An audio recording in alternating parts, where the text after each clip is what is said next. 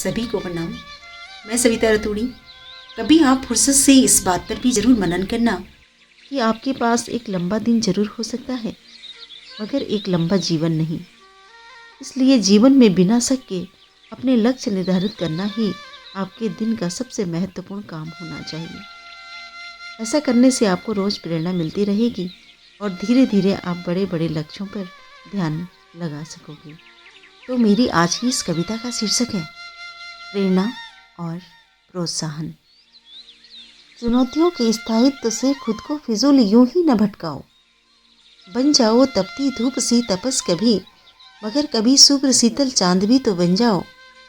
नहीं हो तुम खुद से बेगाने भी इतने कि खुद को खुद ही न समझ पाओ। नवाजा है परमात्मा ने खास गुणों से तुमको, कभी व्यवहार और सीरत तो आजमाओ। इंतजार है हर कामयाबी को तुम्हारा, कभी बेधड़क कदम आगे तो बढ़ाओ।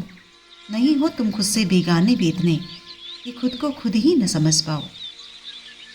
रुष्ट थोड़ी है कायनात तुमसे, जो चलते फिरे हो तुम हर एक को मनाने। स्वतः ही होगी अहमियत तुम्हारी हर पड़ाव पर, कभी स्वयं को तराशने की सोच तो जगाओ। नहीं हो तुम खुद से बेगाने भी इतने कि खुद को खुद ही न समझ पाओ। चढ़ लो भले ही जीवन में ऊंचाई तुम जितनी, मगर अस्तित्व अपना कभी ना गिराओ। जीने का हो कोई एक अटल सिद्धांत तुम्हारा, संकल्प ये जेहन में तो बिठाओ। नहीं हो तुम खुद से बेगाने भी इतने कि खुद को खुद ही न समझ पाओ।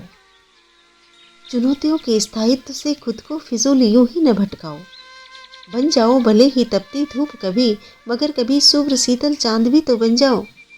नहीं हो तुम खुद से बेगाने भी इतने कि खुद को खुद ही न समझ पाओ। इस कविता का आशय है स्वयं का विकास ही जिंदगी की जरूरत है।